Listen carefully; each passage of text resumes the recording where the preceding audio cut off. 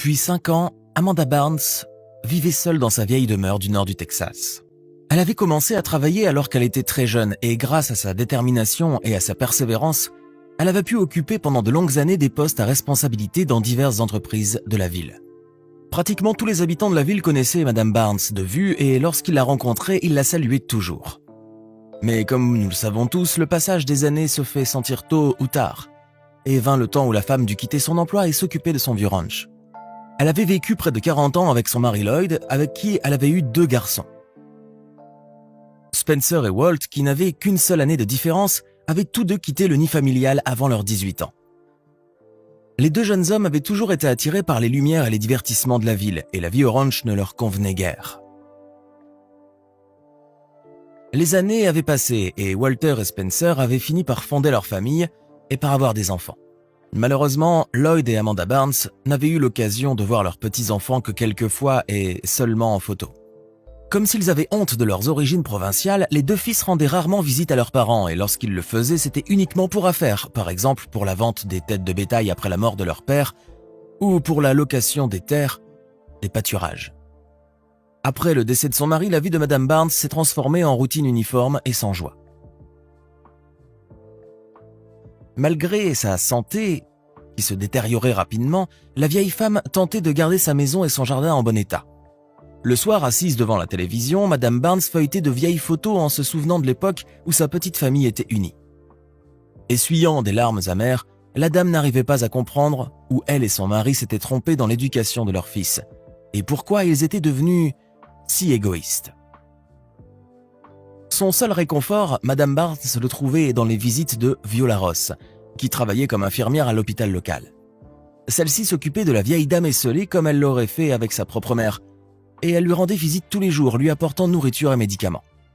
Les 2 femmes se connaissaient depuis longtemps, depuis l'époque où Walt, encore tout jeune, avait tenté de courtiser Viola. Mais à cause de son caractère désagréable, il n'y était pas parvenu. Cela avait grandement affecté Madame Barnes à l'époque, car elle s'était prise d'affection pour la douce jeune fille. Mais heureusement pour elle, Viola avait maintenant un mari aimant et une fille prénommée Rebecca. Et elle préférait ne pas parler de sa relation sans lendemain avec Walt. Tous les jours, assise dans sa cuisine, Madame Barnes jetait un coup d'œil impatient à l'horloge accrochée au mur. La vieille dame attendait l'arrivée de Viola et s'inquiétait lorsque l'infirmière était en retard. Finalement, la porte d'entrée s'ouvrait en grinçant et les pas familiers se faisaient entendre. « Bonjour Madame Barnes, comment vous vous sentez aujourd'hui? Avez-vous eu des maux de tête? Votre cœur va bien ?» demandait Viola de sa voix chaleureuse.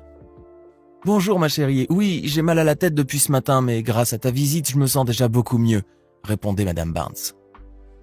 Viola Ross sortait de son sac les provisions qu'elle venait d'acheter et les déposait dans le réfrigérateur. Puis, ayant pris la tension artérielle de la vieille dame, elle secouait la tête d'un air soucieux et lui faisait une injection. « Vous allez vous sentir mieux maintenant, Madame Barnes. Allongez-vous sur le canapé et essayez de dormir. Je vais fermer la porte moi-même, » disait Viola en caressant la vieille femme sur l'épaule. Amanda Barnes fermait les yeux et se plongeait dans une douce rêverie dans laquelle elle avait ses fils et petits-enfants à ses côtés. C'est ainsi que vivait la vieille dame, dans l'attente des visites de Viola et des coups de fil occasionnels de ses fils. Le temps passait et la santé de Madame Barnes se détériorait de jour en jour. La vieille dame avait du mal à maintenir l'ordre dans la maison, qui, ces dernières années, se délabrait et s'effritait littéralement sous ses yeux. Les 2 fils d'Amanda continuaient à ne la visiter que très rarement, et quand ils le faisaient, ce n'était que pour quelques minutes. Un jour, à l'automne, des pluies torrentielles s'abattirent sur la région.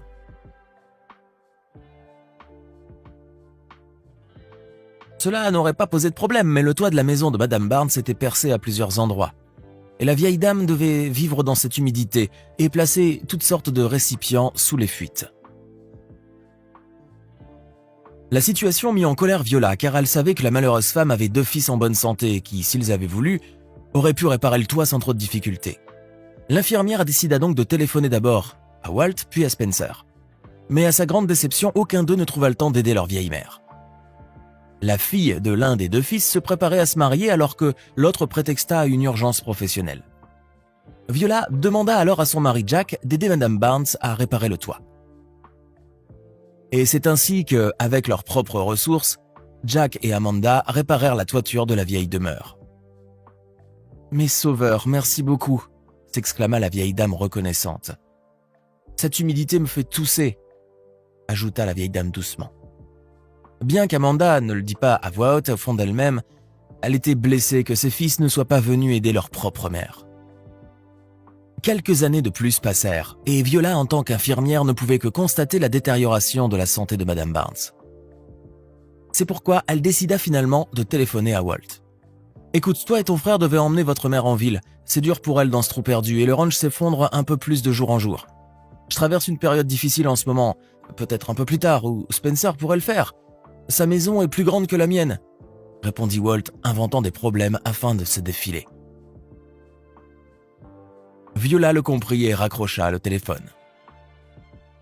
Puis, après avoir consulté son mari, elle décida de proposer à Madame Barnes d'emménager chez eux. Rebecca était déjà grande et allait au lycée, elle pouvait donc aider la vieille dame en cas d'urgence. Au début, Madame Barnes en fut désespérée et refusa net de quitter sa maison.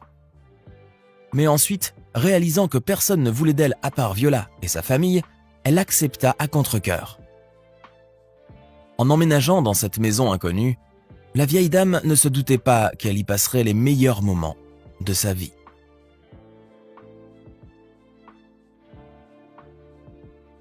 Viola, son mari et sa fille l'entourèrent de toute l'attention et de tout l'amour dont elle avait été privée depuis tant d'années. De leur côté, Walt et Spencer cessèrent tout simplement de rendre visite à leur mère, laissant à Viola et sa famille le soin de s'occuper d'elle. Bien sûr, le fait d'emménager dans la maison de la famille Ross prolongea sans doute la vie de Madame Barnes. Mais le temps n'épargne personne, et Amanda Barnes ne fit pas exception à la règle. Malgré tous les efforts de Madame Ross, Amanda mourut par une chaude matinée de mai, 3 jours avant son 80e anniversaire. Viola s'empressa d'annoncer la nouvelle à ses fils, mais ils accueillirent la nouvelle de la mort de leur mère avec une parfaite indifférence, comme s'ils l'avaient enterrée dans leur cœur depuis longtemps. « Alors, tu ne viendras pas, Walt ? C'est ta mère. Comment peux-tu être aussi froid ?» s'exclama Viola, qui ne supportait pas l'idée que quelqu'un puisse traiter ses parents de la sorte. « Non, nous ne viendrons pas. De toute façon, notre présence est parfaitement inutile pour les funérailles et tout le reste. » « Tu pourras très bien te débrouiller sans nous, » répondit Walt avant de raccrocher. Une grande tristesse s'empara de Viola. C'était la première fois qu'elle était confrontée à une telle situation, et elle a eu beaucoup de mal à se ressaisir pour s'occuper des funérailles. Après avoir accompagné Madame Barnes à sa dernière demeure, Viola verrouilla la porte de la maison de la vieille dame et se prépara intérieurement à l'éventuelle visite de ses fils si ingrats. Elle connaissait leur avidité pathologique et savait que tôt ou tard les frères se présenteraient pour se partager l'héritage. Aussi, lorsque 1 an plus tard on frappa à la porte de Viola, celle-ci crut pouvoir deviner qui se trouvait sur le pas de la porte. Mais à sa grande surprise, c'est un homme imposant d'âge moyen qui se tenait devant elle, un porte-document en cuir dans les mains. « Bonjour, puis-je voir Rebecca Ross ? Je suis notaire et je dois lui transmettre les dernières volontés d'Amanda Barnes, dit l'inconnu. »« D'accord, entrez s'il vous plaît, » répondit Viola d'une voix étonnée. Le notaire entra dans le corridor où une Rebecca fort émue l'attendait déjà. La jeune fille venait de fêter sa majorité depuis peu et elle était un peu gênée par l'attention qu'elle recevait.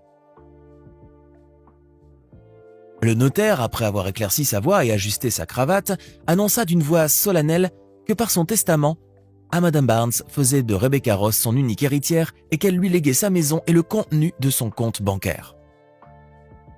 Inutile de dire que les paroles du notaire firent une forte impression sur Viola et sa famille, car c'était uniquement par bonté d'âme que la famille Ross avait accueilli la vieille dame, et aucun de ses membres ne s'attendait à ce que Madame Barnes fît de Rebecca son héritière. Alors que Rebecca et sa mère tentaient de se calmer, le notaire, après avoir laissé les papiers et les détails nécessaires, se retira discrètement.